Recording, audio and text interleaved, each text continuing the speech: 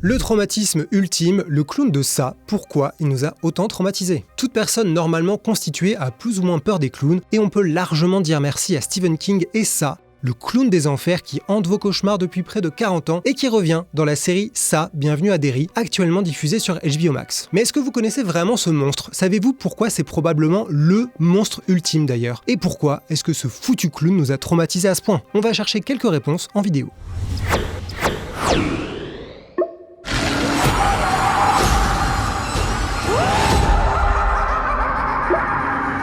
Salut, c'est Geoffrey et on va faire un jeu. Vous allez me dire de quel clown vous avez peur et vous allez voir que c'est certainement lié à Stephen King d'une manière ou d'une autre. Alors oui, il y a le clown mémorable de Poltergeist ou encore celui de Terrifier pour taper dans les films les plus récents. Mais il y a surtout Pennywise, alias Gripsou en français. Même si vous ne souffrez pas de coulrophobie, oui c'est un vrai mot, ça désigne la peur des clowns, vous avez sûrement déjà eu des frissons devant ce monstre qui dépasse tellement l'entendement qu'il a été surnommé Ça. Et il a traversé les époques pour devenir le cauchemar de plusieurs générations. Le vôtre, c'était peut-être celui de la mini-série Ça, il est revenu au début des années 90, ou celui des deux films sortis en 2017 et 2019, dont l'histoire va continuer avec la série Ça, Bienvenue à Derry, qui a démarré sur HBO Max le 27 octobre pour raconter les origines de cette créature. Ou peut-être que votre clown, c'est tout simplement celui de l'excellent livre de Stephen King publié en 1986, avec ses magnifiques couvertures qui méritent à elles seules quelques beaux cauchemars. Bref, tout le monde a sa version du roi des clowns et c'est normal. Pennywise est un monstre qui englobe tous les autres, et c'est celui qui ne provoque pas simplement la peur, il est la peur. C'est ça qui le rend si passionnant et qui explique pourquoi la série Ça, Bienvenue à Derry est là pour répondre à des questions que tout le monde se pose en revenant sur l'histoire qui se déroule avant les films, dans le même décor de la petite ville de Derry et avec la même équipe aux commandes. Faut savoir que cette série ne sort pas de nulle part.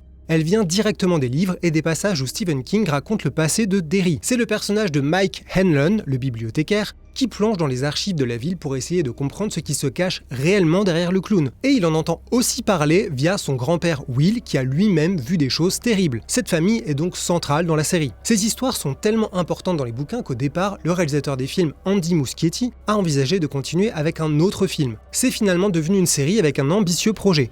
Revenir sur le passé cauchemardesque de la petite ville de Derry. C'est de cette manière que l'on comprend l'étendue de l'horreur. Pennywise n'est pas juste un incident isolé, qui leur est tombé dessus comme ça, c'est un cauchemar qui revient tous les 27 ans et sort de sa tanière pour semer le chaos et surtout emporter quelques gosses. Pourquoi? Comment? C'est la grande et folle énigme des livres, et la série est là pour y répondre. Ça montre bien à quel point ce monstre est immense et sans limite. Et ce qui le rend si génial, c'est qu'il a une tonne de visages, et que c'est une espèce de gigantesque millefeuille de l'horreur, camouflé derrière l'apparence d'une chose a priori parfaitement inoffensive, un clown. Comme toute personne qui a grandi avec une télévision dans les années 90, j'ai grandi avec ce foutu clown. À l'époque, je ne savais rien de tout ça. Je ne connaissais ni l'écrivain Stephen King, ni l'acteur Tim Curry. Mais comme tout le monde, j'ai fini par tomber sur la mini-série sur M6, et bien évidemment, comme tout le monde, ça m'a gentiment traumatisé. Comment oublier ce ballon plein de sang qui explose dans la bibliothèque sans que personne ne réagisse? Ce clown au milieu de l'eau et ce squelette verdâtre dégueulasse. Cet album photo qui prend vie, cette scène dans les douches, cette musique et ce grand sourire de Tim Curry.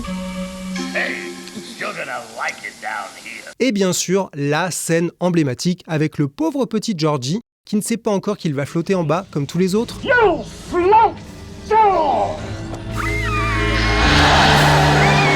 Les deux films ont proposé une autre version de Pennywise avec l'acteur Bill Skarsgård qui a prouvé avec Nosferatu à quel point il était doué pour incarner les créatures de l'ombre. Là où Tim Curry ressemblait pour moi à une sorte de vieux monsieur avec une voix caverneuse habillé en clown coloré, ce qui rajoute quand même une sacrée touche de malaise ultime face aux enfants, les deux films jouent la carte d'un personnage sans âge, plus fin, aux couleurs délavées, et qui se comporte moins comme un humain dérangé que comme un pur monstre. Ce qui devient évident dans certaines scènes, notamment celles où il se contorsionne pour sortir du frigo. Évidemment, sa fameuse mâchoire est bien plus énorme ici. Avec un budget bien plus important que la mini-série, les deux films ont pu aller plus loin encore dans l'imagerie cauchemardesque de ce monstre protéiforme pour montrer comment son visage, son corps, ses membres peuvent se métamorphoser en direct face aux héros pour épouser tous leurs pires cauchemars. Et c'est là qu'on comprend pourquoi Pennywise est peut-être le grand monstre ultime de Stephen King. L'écrivain en a pourtant créé des cauchemars et des traumatismes avec ses livres et leurs nombreuses adaptations. On a eu des humains avec la mère de Carrie, la fan ultime de Misery ou encore l'écrivain torturé de Shining. On a eu des vampires dans Salem et des animaux pas très mignons avec par exemple le chien enragé de Cujo, le chat de cimetière ou les énormes rats de la super nouvelle Poste de nuit. On a également eu des bestioles difficiles à décrire comme les créatures dans la brume de The Mist, l'espèce de singe dans la boîte de la caisse adaptée dans le film Creepshow, ça c'est un de mes préférés, ou les machins aliens dans Dreamcatcher et les Tommyknockers. On a aussi eu un virus tout simplement dans le Fléau et on a même même eu des choses normalement inanimées, comme la voiture possédée de Christine, ou la géniale nouvelle Poids lourd, où tous les véhicules prennent vie pour tuer les humains. Et encore, j'ai pas parlé du plus effrayant, un monde dans lequel l'écran large n'est plus là pour parler librement de cinéma sans avoir peur de donner son avis ou de faire des jeux de mots pourraves. Vous inquiétez pas, ça ne risque pas d'arriver si vous continuez à nous soutenir en prenant un abonnement à quelques euros par mois, histoire de nous aider à rester là. Et cet abonnement vous donnera accès à des articles exclusifs chaque semaine et parfois même des podcasts. Donc si vous voulez qu'on continue à exister dans un paysage où les médias culturels sont clairement dans la mouise, sachez que cet abonnement est le meilleur soutien et signal qu'on peut recevoir, et les détails, comme d'hab, c'est dans la description de la vidéo. Mais tous ces cauchemars restaient plus ou moins simples à appréhender, dans le sens où on comprend à peu près à chaque fois de quoi il s'agit. Il y avait quelque chose de fini, alors que Pennywise, c'est justement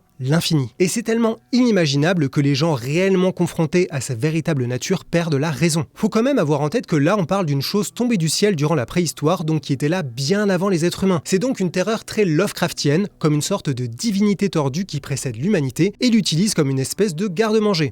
C'est tellement difficile à figurer que la mini-série y avait renoncé et décidé de faire de l'araignée géante la forme finale de cette créature, alors que non, ce n'est pas du tout ça. Les films ont eu la bonne idée d'aller beaucoup plus loin avec les fameuses lumières mortes, le nom donné à cette énergie surpuissante et incompréhensible venue d'une autre dimension, dans une scène mémorable où le clown ouvre en grand sa belle gueule pour montrer un aperçu de l'immensité de ce qu'il est. Et oui, le film Smile peut clairement les remercier. Et c'est comme s'il renfermait un trou noir qui aspire la vie, les esprits, comme une porte qui s'ouvre sur une autre dimension impossible à appréhender. Voilà pourquoi ça est si terrifiant. Ce n'est pas simplement un monstre qui vous confronte à vos plus grandes peurs, parce que ça c'est un peu facile, on l'a vu dans plein de films d'horreur. Lui c'est plutôt comme une poupée gigogne de l'horreur. Un clown cache un vampire, qui cache un lépreux, qui cache une sorcière, qui cache une statue géante, qui cache un zombie, qui cache un loup-garou, qui cache une araignée, et à la fin, tout au bout du tunnel, il n'y a rien.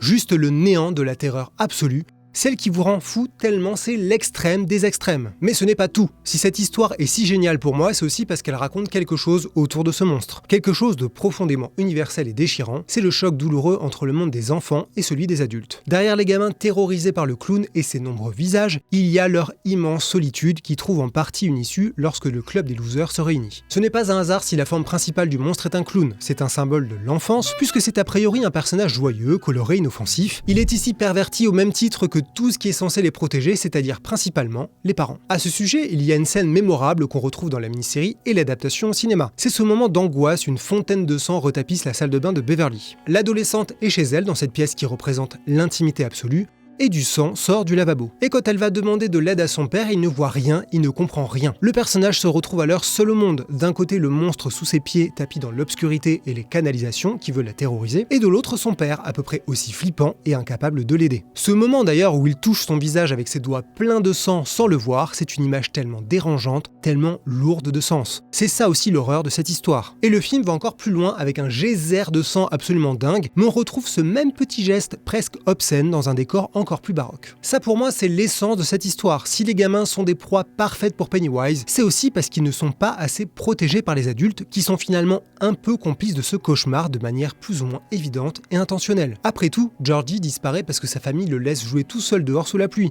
Idem pour cette pauvre petite Vicky sous les gradins. Et au cas où ce n'était pas assez clair, il y a cette scène dans le deuxième film où l'un des personnages se retrouve complètement impuissant, forcé à regarder un gamin se faire tuer derrière une vitre. Et je ne parle même pas de la mère timbrée du pauvre Eddie qui l'étouffe comme un monstre à visage bien humain pour le coup. À ce titre, la série Ça, Bienvenue à Derry est géniale. Dès le générique, on retrouve cette idée des adultes qui ne voient pas à quel point le danger est proche, alors que les enfants, si. Que ce soit dans les scènes de classe ou dans la rue, les adultes restent désespérément aveugles aux violences subies par les enfants, qui sont seuls au monde et donc vulnérables. Et je suis obligé de dire un mot sur la scène d'intro du premier épisode qui est un condensé diabolique de cette angoisse, avec une séquence d'une cruauté franchement délicieuse qui illustre à merveille comment la cellule familiale réconfortante peut se transformer en pur cauchemar. Même lorsque les parents sont des gens bien, parce que oui ça arrive quand même parfois, on sent qu'il y a comme un mur infranchissable et une incompréhension insurmontable entre les adultes et les gosses. C'est dans cet espace que Pennywise s'installe pour exister, grossir et arriver à ses fins. Dans son monde, il n'y a plus aucun refuge,